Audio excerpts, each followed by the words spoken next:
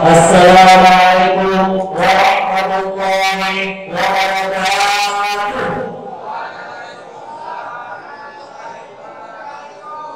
Innal hamdalillah nahmaduhu wa nasta'inuhu wa nastaghfiruh wa na'udzu billahi min shururi anfusina wa min sayyiati a'malina. Yang terhormat KPLB yang tersebut kepada Bapak Kasimul Muazzaz yang kami hormati dan muliakan, Al-Ustaz Al-Mukarram Kiai Haji Helmi Podungge SHG, yang kami hormati Ketua Harian para tamu Masjid Al-Tawbah beserta pengurusnya serta hadirin jemaah Masjid Al-Tawbah yang insyaallah dimuliakan oleh Allah Subhanahu wa taala.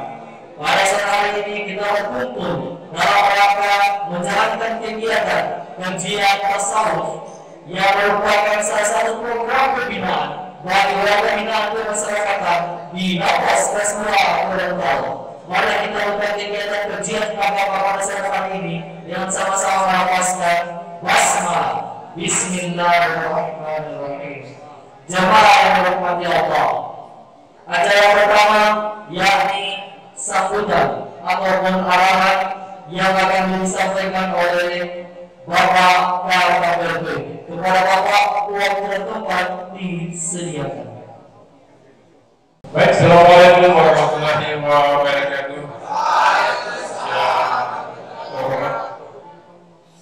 Ustaz, pengurus Masjid Al-Tawbah Lapas Gorontalo dan para jamaah hari ini berkumpul di masjid.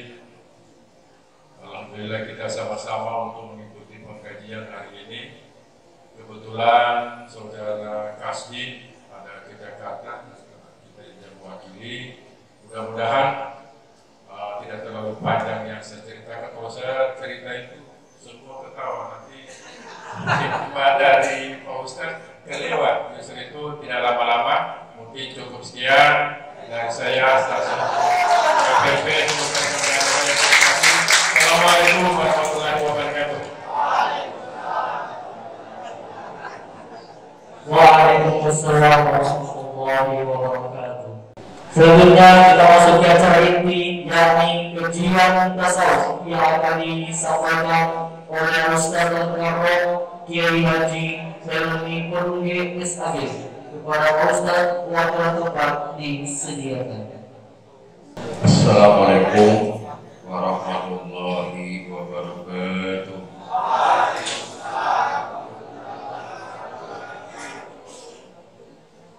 Bismillahirrahmanirrahim.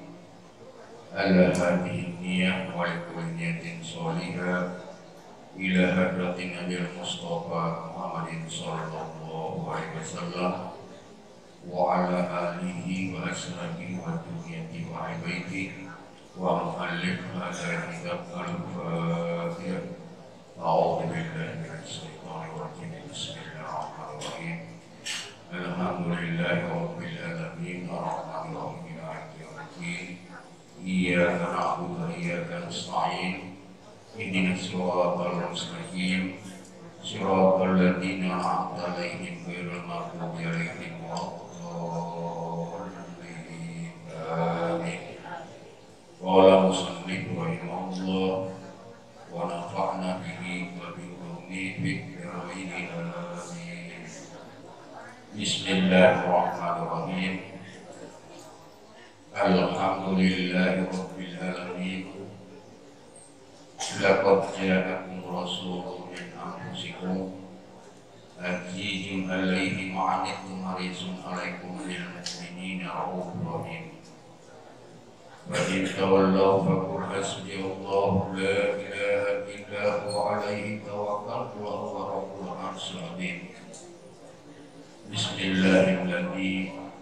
La yadurru ma'a ismihi shay'un fil ardi wa la fis samaa'i wa huwa as-sami'ul 'alim. La ilaha illa anta subhanaka inni kuntu minaz zalimin.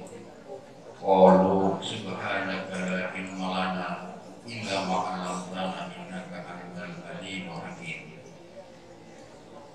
Asyhadu an la ilaha illallah wahdahu la syarika lah wa asyhadu anna sayyidana Muhammadan abduhu wa rasuluhu la nabiyya ba'dahu.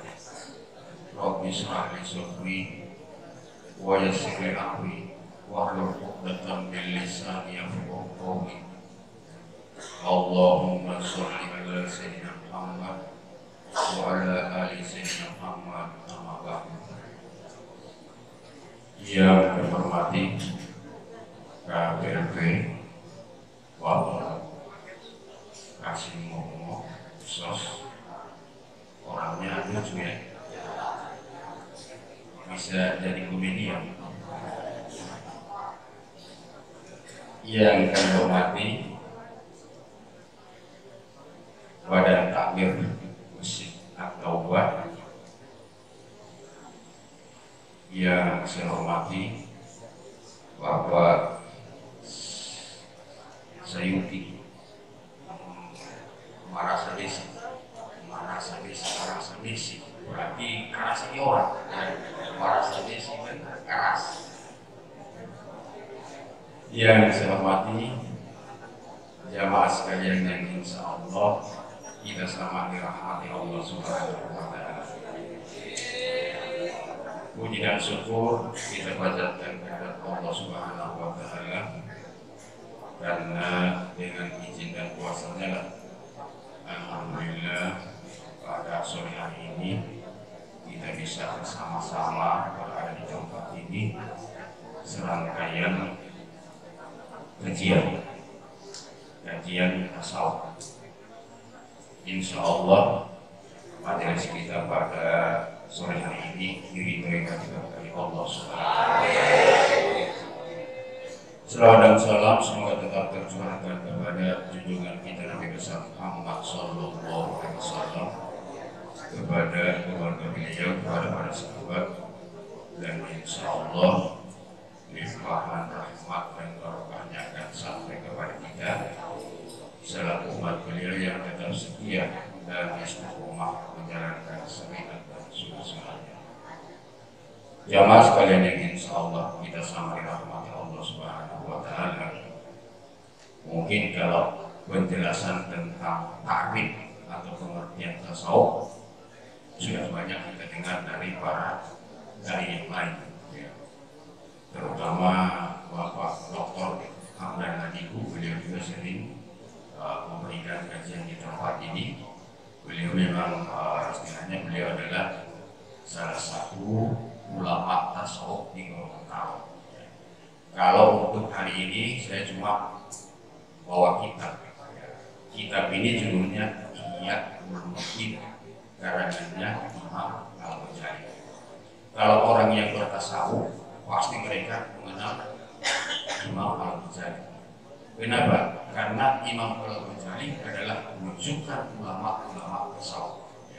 Yang jadi rujukan ulama-ulama tasawuf selain Imam Al-Ghazali, Syekh Al-Junaidi Al-Baghdadi. Ini rujukan ulama-ulama tasawuf. Kenapa? Karena tasawuf mereka syar'i, ya. Artinya sesuai dengan syariat. Karena banyak juga tasawuf yang melenceng dari syariat. Contoh, ada orang yang sudah bertasawuf, sebelum bertasawuf dia rajin sholat, tapi setelah bertasawuf katanya tidak usah lagi sholat. Kenapa? Karena menurut dia tingkatannya sudah pada tingkatan hakikat. Padahal di dalam tasawuf itu tidak bisa dipisahkan antara syariat, thariqah, hakikat, dan ma'rifat. Itu tidak bisa dipisahkan.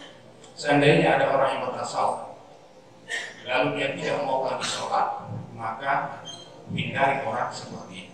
Karena ada di dalam salah satu kitab Muradun Nasir, di situ disebutkan bahwa idaru salah satu asnafi, jauhilah oleh kalian 3 orang atau 3 golongan.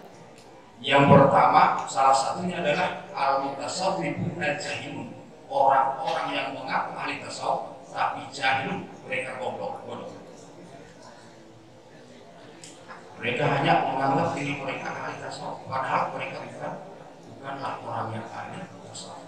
Kenapa? Kalau orang yang ahli tasawuf itu, mereka itu adalah orang-orang yang lebih mengutamakan amaliyah. Mereka adalah orang-orang yang lebih mengutamakan amaliyah. Tadi Setelah sholat asar kita zikir mungkin sekitar 165 kali ya, minimalnya 165 kali. Kalau orang yang memang benar-benar bertasawuf bukan hanya sekedar 165 kali berzikir. Bahkan saat hidup pun hatinya tetap zikir. Hatinya tetap zikir. Nah, zikir itu masuk wilayahnya tasawuf. Ya. Pembahasan tentang zikir itu masuk wilayah tasawuf. Nah, pada kesempatan ini saya akan mengangkat atau akan membahas tentang beberapa hadis yang menjelaskan tentang keutamaan zikir. Qala Rasulullah sallallahu alaihi wasallam, Rasulullah sallallahu alaihi wasallam bersabda, "Ma jalasa qaumun majlisan yadhkuruna Allah azza wa jalla illa khafathumul malaikat wa ghasyiyatuhumur rahmah wa dzakarahumullah ta'ala fi man indah." Ketika satu kaum duduk di dalam satu majelis, lalu mereka berzikir, maka mereka akan dikelilingi oleh para malaikat. Saat orang berzikir itu dikelilingi oleh para malaikat. Ustaz, tadi ada berzikir, tapi orang tidak dapatnya malaikat. Malaikat itu kan hal yang goib. Memang kita tidak bisa lihat, tapi para malaikat mengetahui di mana orang-orang yang berzikir kepada Allah Subhanahu wa Ta'ala. Mereka langsung datang. Tanpa diminta, mereka langsung datang. Apalagi tadi saat zikir masih diawali dengan tawasulan. Kita mengirim Fatihah kepada para nabi, ya. Kita juga mengirim Fatihah kepada para ulama, ya. Para waliullah. Itu adalah tawasul. Apa itu makna tawasul? Tawasul itu dengan kata lain kita berwasilah kepada para nabi, kepada para ulama. Insya Allah dengan kita berwasilah kepada mereka, amal kita bisa sampai kepada Allah Subhanahu wa Ta'ala. Itu harapannya. Kenapa sampai kita masih tawasulan tadi? Yang sana yang pimpin zikir tadi kan, alhamdulillah kalau dengar tadi bahasa itu bagus kan, ya, bagus. Berarti semapan. Amin kan? Semapan. Hidup itu hati. Kalau tidak berzikir rasa tidak senang itu hati. Kalau ada orang yang sebenarnya yang mulai rutin zikir, saat dia tidak zikir tidak senang hatinya, berarti sudah mulai tumbuh, ya, zikir itu tidak ada kecintaan terhadap zikir itu di dalam hatinya. Tapi kita harus meluruskan niat. Kita zikir ini tujuannya untuk apa? Saya zikir biar saya cepat bebas dari lapas. Bukan itu lebih tujuan. Bukan itu tujuannya kita zikir. Tujuan kita zikir adalah untuk mengharapkan ridho Allah Subhanahu wa Ta'ala. Nah, lalu lanjutkan hadisnya.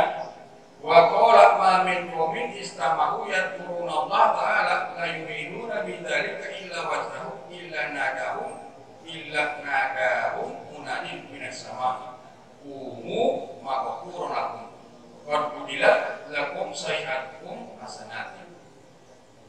Nah, di sini dalam salah satu hadis disebutkan bahwa ketika orang-orang berkumpul lalu mereka berzikir kepada Allah untuk mengharapkan ridho Allah, ya, tujuannya adalah untuk mendapatkan ridho Allah Subhanahu wa Ta'ala, maka pada hari kiamat nanti, ya, maka terdengarlah suara atau yang berseru, berdirilah, bangkitlah kalian pada hari kiamat, maka turun kalian dalam keadaan diampuni dosa-dosa. Berarti di antara keutamaan zikir itu adalah untuk mengampuni dosa, menjadi penghapus dosa. Ada di dalam salah satu kitab disebutkan di situ bahwa Allah Subhanahu wa Ta'ala berkata, wahai anak cucu Adam, sekalipun dosa kalian ini sudah sampai ke langit, ya, walaupun dosa kalian sudah sampai di langit, ketika kalian memohon ampun kepadaku, maka aku ampuni dosa-dosa kalian. sekalipun dosa kalian ini sudah sampai di langit, ketika kalian memohon ampun kepada aku, maka aku ampuni dosa-dosa kalian walau balik dan aku tidak peduli, kata Allah.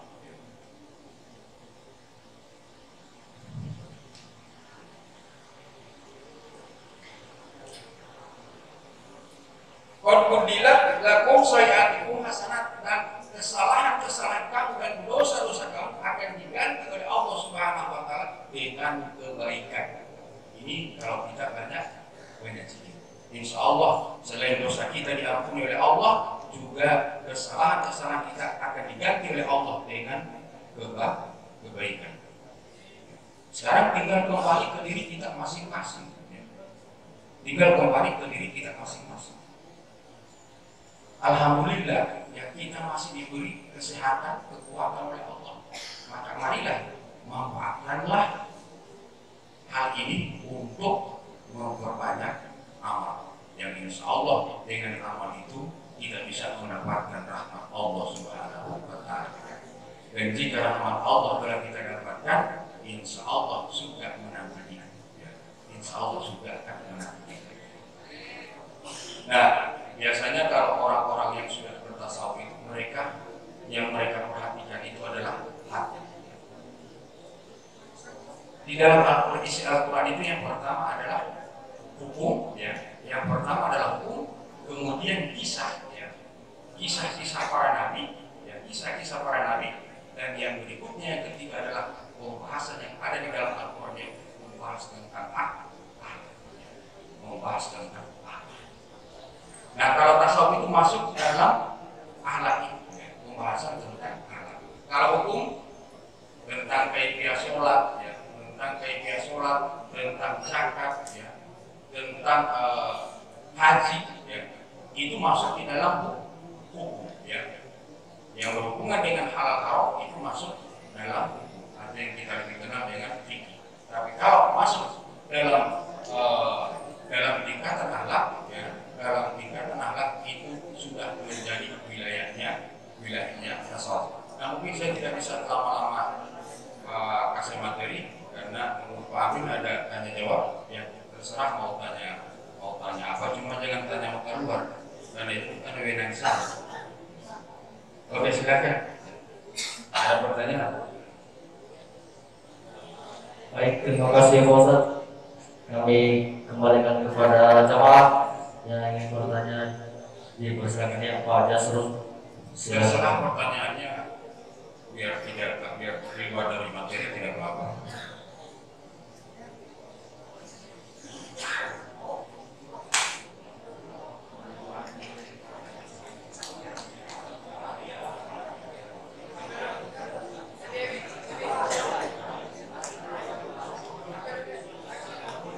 Assalamualaikum warahmatullahi wabarakatuh.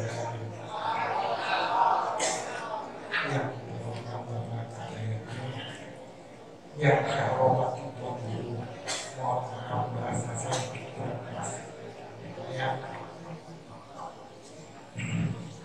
Sebagai orang Sumatera mungkin saya awal di mati mereka. Hati-hati membuat dalam lupa dan hati-hati berkati di gudang untuk urusan. Mohon maaf Bapak, saya mohon lupa.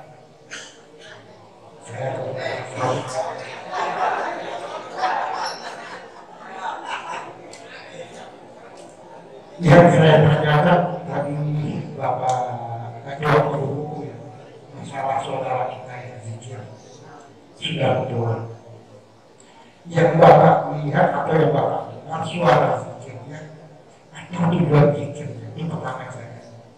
Sebab dalam kita bertasawuf antara zikir yang dilapaskan, antara zikir nafas dan zikir sir. Mohon maaf saya tanya. Mungkin saya lebih condong kalau kami dikasih kebenaran atau saya pribadi sempurnakan dulu saya. Kalau kita sudah berkali masalah mereka, kita sudah menjadi alat berhakikat kita. Mohon maaf kadang-kadang mau sholat pun kita hanya mengumpulkan kewajiban, tidak melaksanakan nawaitu yang betul juga, menggugurkan kuatnya. Kalau lawan tarekat disebut bila yang termasuk itu putus dengan manusia atau putus dengan dunia. Kapan tak penting menggunakan dunia? Mohon maaf saya kurang kajian tasawuf. Terima kasih banyak. Assalamualaikum warahmatullahi wabarakatuh. Waalaikumsalam warahmatullahi wabarakatuh. Memang sebelum kita masuk ke toriko ya, sebelum kita masuk ke toriko harus kita memantap dulu syariat, terutama sholat. Kenapa di dalam Al-Quran itu disebutkan habiju as-sholawati wa sholati wusta? Jagalah, peliharalah sholat 5 waktu, wa sholatil wusta, dan sholat wusta. Nah, kalau untuk ulama di dalam di kalangan ulama ahli tafsir, mereka berbeda pendapat tentang sholat wusta. Ada yang mengatakan sholat wusta itu adalah asar. Ada ulama ahli tafsir yang mengatakan bahwa sholat wusta itu adalah asar. Dan ada yang mengatakan, ulama mengatakan bahwa sholat wusta itu adalah isya. Isya. Nah, ini perbedaan di kalangan para ulama tafsir, ahli tafsir. Tapi ulama tasawuf ulama tasawuf mereka memahami sholat wusta itu adalah zikir, sehingga tidak bisa di dalam tasawuf. Kalau kita sudah bertasawuf, tidak bisa kita tinggalkan sholat. Artinya harus bersamaan antara sholat dengan zikir. Kedua-duanya harus jalan. Memang benar apa yang dikatakan siapa yang tadi orang Arab ya. Ayat suruh tadi memang benar. Yang lebih dulu dipermantap itu adalah syariat. Kemudian kita masuk ke toriko. Apa yang dimaksud dengan toriko? Nah, toriko itu adalah jalan. Syariat juga jalan. Aina tas, kalau orang yang biasa bahasa Arab, aina tas bagaimana? Engkau tinggal. Askunu bisarik, saya tinggal di jalan. Di jalan terus tidak tahu. Itu kalau syariat, toriko itu tetap sama maknanya jalan. Tapi kalau toriko itu, kalau kita mulai masuk ke toriko, kita harus mencari yang namanya urusan. Kita harus mencari urusan. Kenapa? Karena di situ kalau banyak DP, soal banyak perempatan, ada DP cabang-cabang, nah sehingga kita harus mencari urusan. Tapi bukan berarti saat kita bersyariat kita tidak mencari guru, tetapi kita harus mencari guru.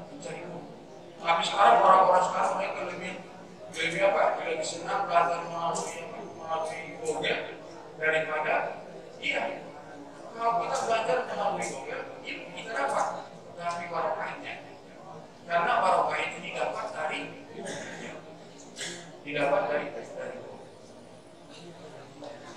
makanya harus jalan kedua-duanya ya, jalan syariat dan juga jalan toriko. Tapi insya Allah dengan kita rutin zikirnya, walaupun dalam satu hari hanya 165 kali ya. Setiap kita zikir, kalau ini kan setiap habis setelah selesai sholat berjamaah kan zikirnya 150, berarti 5 kali jadi berapa? Ya 750 kali. Insya Allah dengan kita rutin istiqomah zikir, insya Allah yang tadinya kita berat sholat, insya Allah Allah akan karena di dalam ayat itu pada kuruni akan berhukum pada kurang penting pada kuruni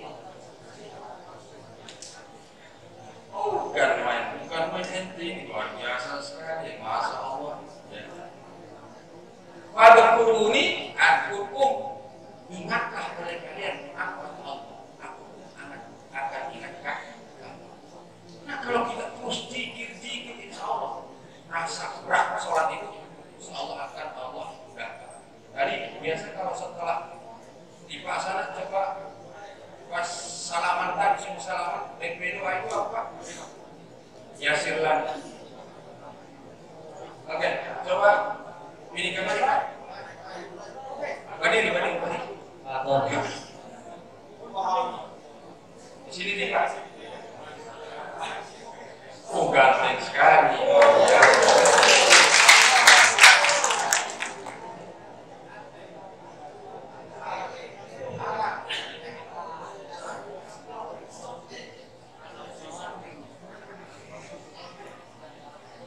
Rabbi yassir lana wala tu'assir alaina. Stop. Rabbi yassir lana. Rabbi, wahai Tuhan, yassir lana, mudahkanlah untuk kami. Rabbi yassir lana wala tu'assir alaina. Wala tu'assir, dan jangan engkau beratkan untuk kami.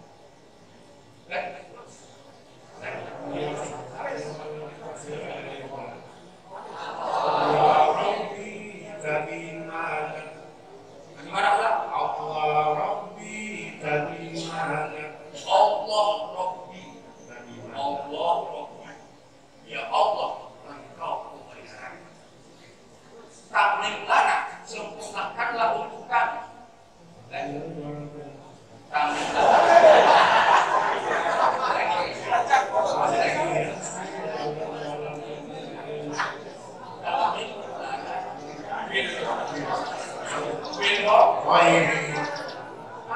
Tamin lana bihoiri amalana. Ya Allah, sempurnakanlah dengan kebaikan amal-amal kami. Itu doa. Itu doa.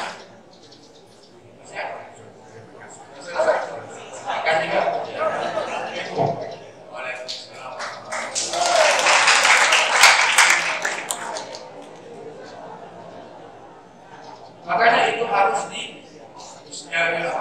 maksudnya harus dihentikan, karena itu adalah doa. Itu adalah merupakan. Oke. Kalau yang pertanyaan tadi, memang benar apa yang dikatakan Pak orang dari Padang tadi, bahwa memang harus kedua-duanya jalan syariat dengan roh. Tapi memang yang harus dipermantap itu, yang lebih dipermantap adalah syariatnya. Syariatnya harus dipermantap itu, kemudian kita masuk ke toriko. Tapi ada ulama yang mengatakan, ulama toriko mengatakan ketika seseorang itu dia masuk ke toriko, maka akan lebih sempurna lagi syariatnya. Maka akan lebih sempurna lagi syariatnya. Oke, apa lagi? Pertanyaan lain? Ya, saudara balik. Ini Pak, buatnya soal kamar di sini. Pak Asep,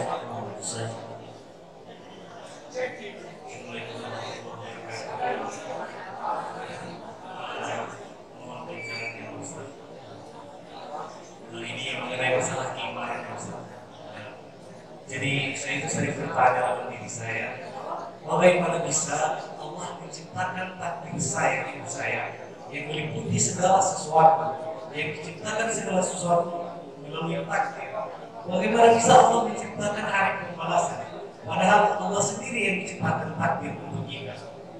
Ya, terima kasih Ustaz. Assalamualaikum warahmatullahi wabarakatuh. Waalaikumsalam warahmatullahi wabarakatuh. Oke, ini berbicara tentang takdir. Takdir itu ada dua. Takdir itu ada dua. Yang pertama takdir ajali. Itu kalau takdir ajali tidak bisa diubah. Takdir ajali tidak bisa diubah. Lalu yang kedua, takdir Allah. Takdir Allah, takdir yang diganti oleh Allah Subhanahu wa taala. Dengan kata lain, Allah tetap menuntut kita untuk ikhtiar. Allah tetap menuntut kita untuk ikhtiar, untuk usaha. Di dalam Al-Quran disebutkan, la yughayyiru ma biqaumin hatta yughayyiru ma bi anfusihim. Allah Subhanahu wa taala tidak akan mengubah seseorang sehingga orang itu mengubah dirinya sendiri. Nah, di sini dijelaskan di dalam Al-Quran. Memang takdir itu, memang segala sesuatu itu telah ditakdirkan Allah. Tapi ingat, takdir itu ada dua, takdir ajali dengan takdir Allah. Dengan takdir Allah. Nah, kalau takdir Allah itu bisa diubah. Takdir Allah itu bisa diubah dengan amal soleh. Amal soleh. Jangan kita, kan Allah yang telah menetapkan takdir. Kok Allah juga masih menetapkan yaumul kiamat atau yaumul hisab, yaumul mahsyar, pada hari kita dikumpulkan pada kiamat nanti. Tapi kan sudah Allah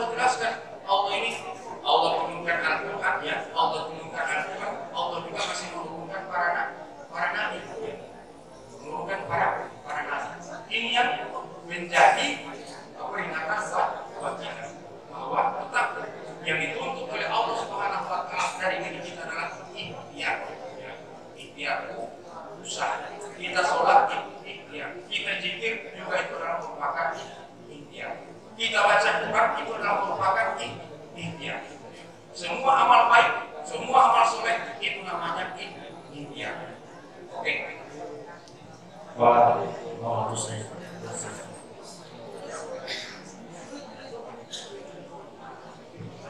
Assalamualaikum warahmatullahi wabarakatuh. Waalaikumsalam warahmatullahi wabarakatuh. Setelah menjalankan kajian pada malam saat ini, ada beberapa hal yang kami tanyakan. Ini yang pertama, maka kita sebagai manusia itu akan mendapatkan cahaya kehidupan. Apabila kita mendapatkan cahaya Allah, kira-kira bagaimana tanda-tanda kita manusia itu yang sudah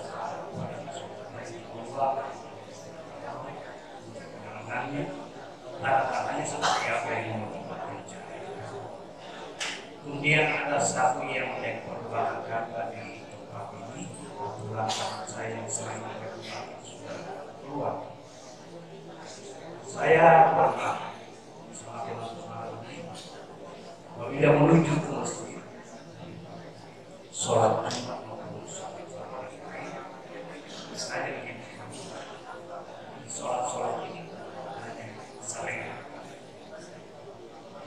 sampai ditanyakan kalau saya kembali dari cuma berobrolin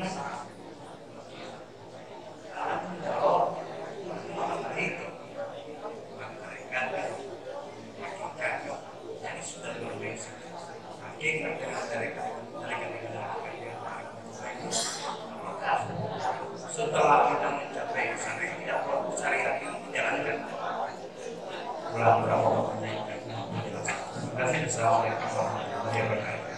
Waalaikumsalam warahmatullahi wabarakatuh.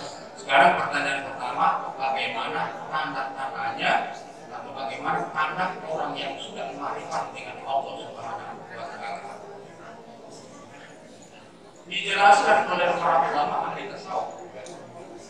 Orang yang sudah ma'rifat dengan Allah adalah orang yang senantiasa dia terus mendekatkan dirinya kepada Allah Subhanahu wa Ta'ala.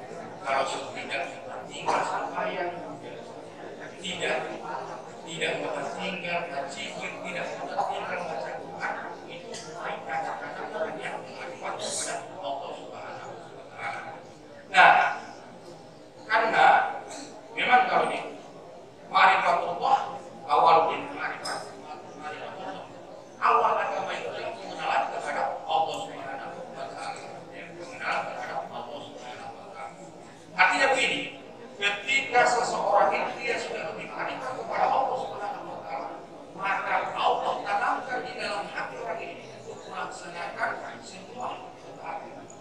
Allah tanamkan di dalam hati orang ini mencintai semua ketaatan kepada Allah Subhanahu wa Ta'ala.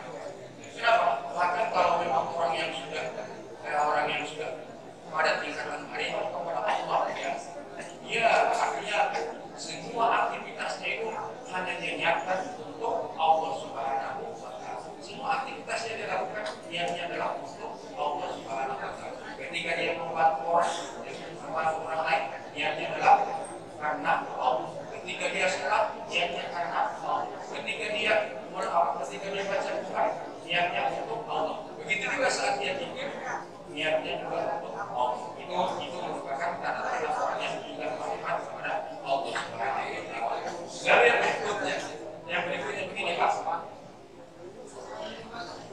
Syariat berikut hakikat ma'rifat ini tingkatan di dalam tasawuf. Di dalam tasawuf. Kalau kita belajar fikih, kita tidak akan pernah mendapatkan tingkatan seperti ini. Istilah apa? Syariat berikut hakikat ma'rifat tidak akan pernah ditemukan di dalam fikih. Ini hanya kita temukan di dalam tasawuf. Nah, syariat berikut hakikat ma'rifat itu ditafsirkan seperti huruf sin. Kira-kira Pak, kalau mau dikasih keluar satu DP lobukan itu menjadi sin apa? Tidak kan? ya, dia tidak akan jadi sin. Nah begitu juga syariat toriko hakikat marifat tidak bisa dipisahkan satu sama lain, tidak bisa dipisahkan satu sama lain. Harus sejalan toriko, syariat toriko hakikat. Hakikat itu apa? Mungkin orang itu harus belajar, masih harus belajar. Yang dimaksud dengan hakikat itu adalah rasa, tahu. Hakikat itu adalah tahu, rasa. Pada saat dia sholat, dia rasakan bagaimana nikmatnya sholat. Ketika dia zikir, dia merasakan bagaimana nikmatnya ketika dia zikir. Itu sudah masuk pada hakikat. Hakikat itu dia berbicara tentang tahu, rasa. Kalau di dalam ilmu tasawuf disebut dengan pengalaman spiritual. Kalau di dalam ilmu tasawuf. Nah, kalau ada yang mengatakan bahwa nonton survei, nonton TV, kalau makanya itu konten yang itu yang harus dijawab. Kenapa? Itulah yang dimaksud dengan yang saya katakan. Al-mutasawwifuna jahlun, orang-orang yang mengaku tasawuf tapi bodoh.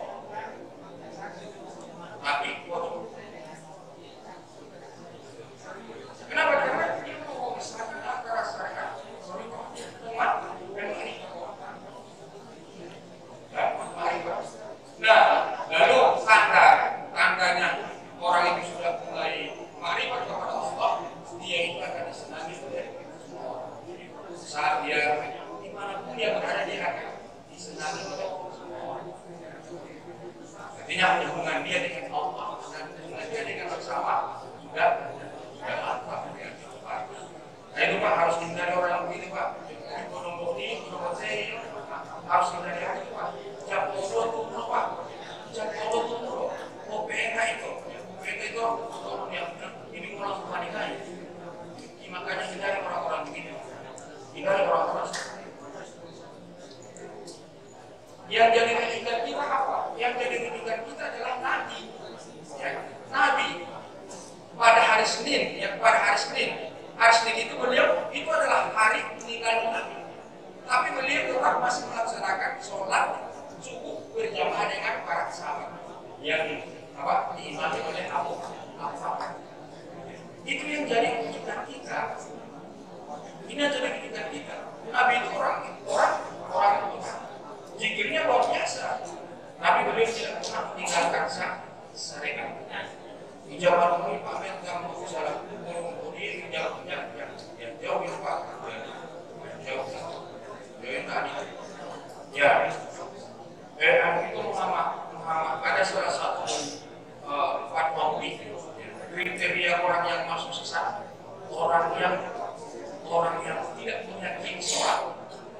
Tidak meyakini bahwa sholat itu adalah sesuatu yang Allah wajibkan untuk dia, itu Pak termasuk sesat. Anu tadi itu dia betul-betul berarti dia tidak meyakini sholat, tidak meyakini kewajiban sholat. Hati-hati antum itu ngomong langsung beroleh sesat. Ya.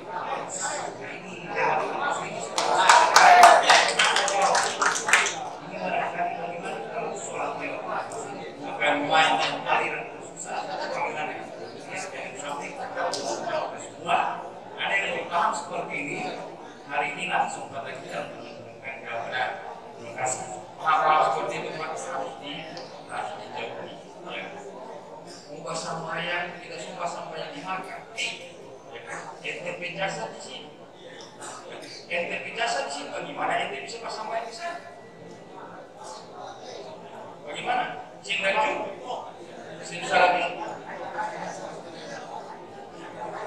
Kalau menurut Al-Ghazali sekarang kitab ini orang yang mengatakan seperti itu Al-Kadab, dia mengatakan Al-Kadab. Al-Kadab itu orang yang benar-benar bukan hanya sekedar bohong, tapi Al-Kadab yang benar-benar maka harus dicari nafas. Yang dimaksud dengan nafas ada memang ada di dalam toriko orang-orang Vatikan, toriko orang Vatikan. Maksudnya apa? Maksudnya bahwa nafas keluar masuknya nafas harus dibarengi dengan zikir.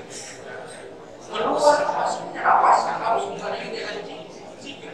Tapi bukan berarti setelah barang kita mulai berusaha setiap keluar dan masuknya nafas kita barengi dengan zikir, lalu kita tinggalkan sholat lain. Kalau orang yang berambil maka tolong dijauhi bahagia.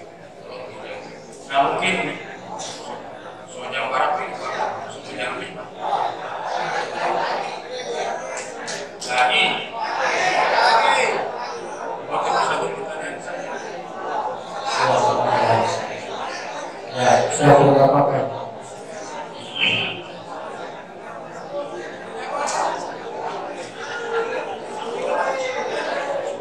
Assalamualaikum warahmatullahi wabarakatuh.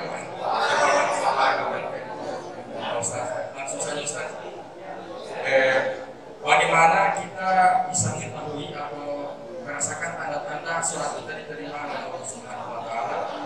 Yang kedua, kenapa kita sulit menghadap kiblat, menghadap ke Ka'bah? Sedangkan Ka'bah itu kan dia satu bangunan yang bertempat.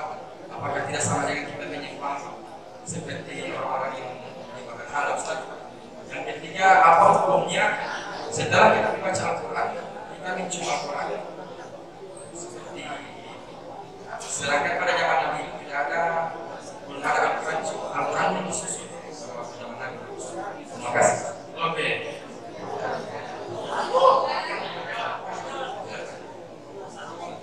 Nah, bagaimana tanda-tandanya?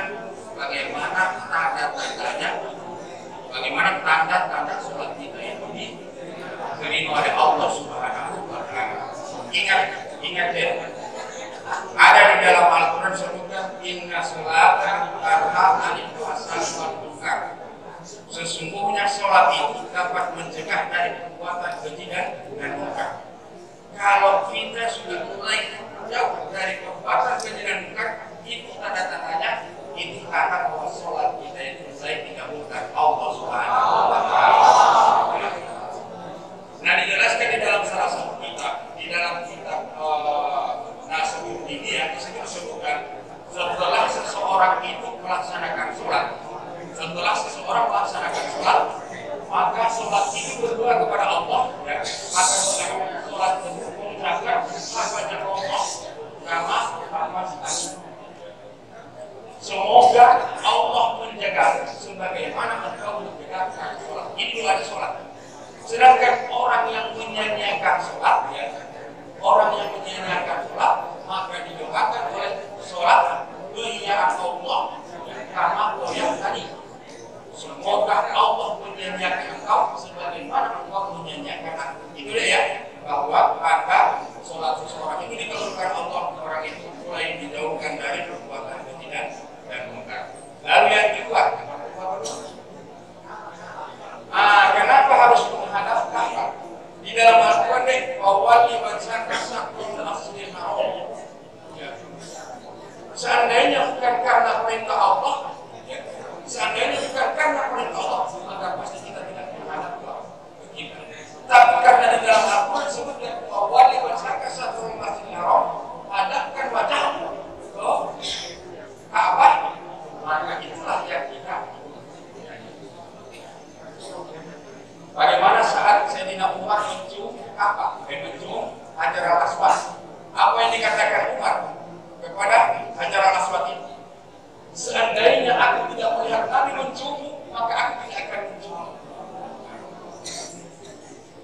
Ingat ya, kita menghadap kitab karena perintah Allah di dalam Al-Quran. Lalu yang ketiga,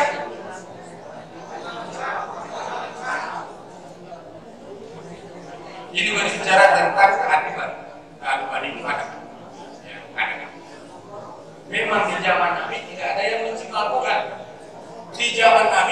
yang mencium Al-Quran. Kenapa? Karena Al-Quran pada saat itu belum dibuka. Al-Quran belum dibuka. Nah sekarang, apakah syirik? Apakah syirik kita mencium Al-Quran? Apakah syirik kita mencium Al-Quran? Kalau orang yang al-wasatiyah, orang-orang yang al-wasatiyah, mereka mengatakan tidak syirik. Kenapa? Itu adalah taat atau penghormatan kita kepada Allah. Bahkan orang yang hafal Quran dijamin oleh Allah untuk masuk surga. Cuma kalau memang tidak mau baca Al-Quran karena tidak dicontohkan Nabi, tidak oke silahkan. Tapi jangan disalahkan, ya. Jangan disalahkan orang yang mencium Al-Quran. Kenapa? Kenapa tidak dicontohkan Nabi kita lakukan Ustaz?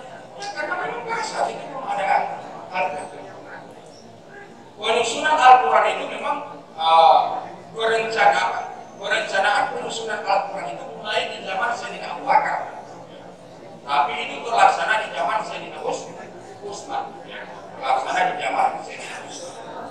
Maka tidak apa-apa deh ya, cium Al-Quran itu tidak sampai syirik. Tidak sampai syirik. Oke. Sebenarnya teman.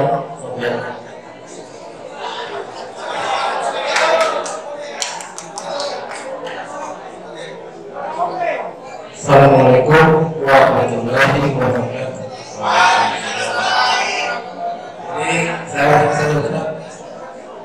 hemat saya untuk masuk dari luar karena saya pernah dengar satu kajian di satu majelis tentang hakikat daripada sholat. Jadi ada ustaz yang menjelaskan ke saya bahwa hakikat daripada sholat itu adalah melihat diri yang nyata.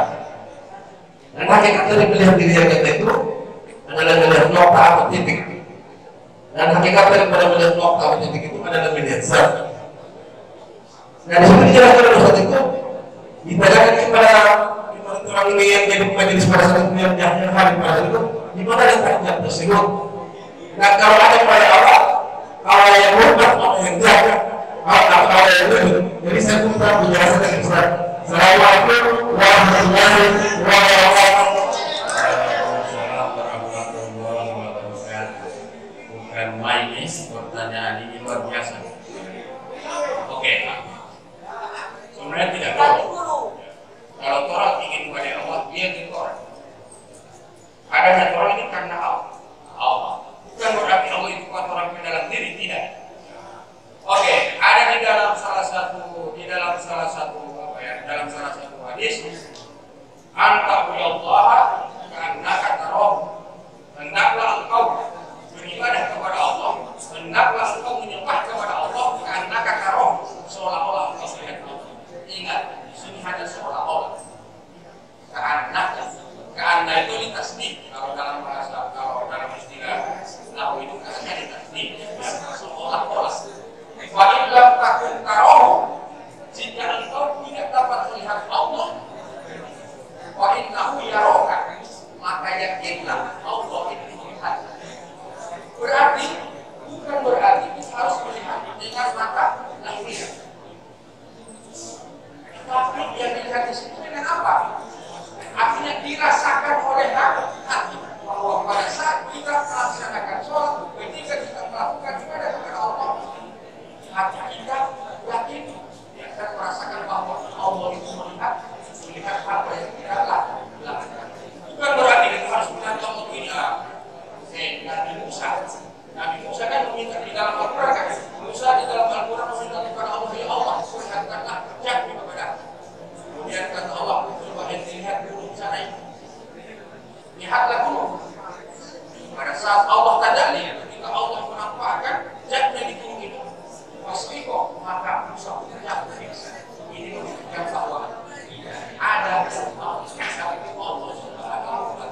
Ingat, memang pada saat Rasulullah ketika beliau menerima perintah sholat di hadapan Allah, tapi penjelasan para ulama, walaupun di hadapan Allah, tapi tetap masih ada hijab. Tetap masih ada hijab. Kalau orang mengatakan kita sudah kepada Allah ingin, tapi mata kepala saja dibunuh.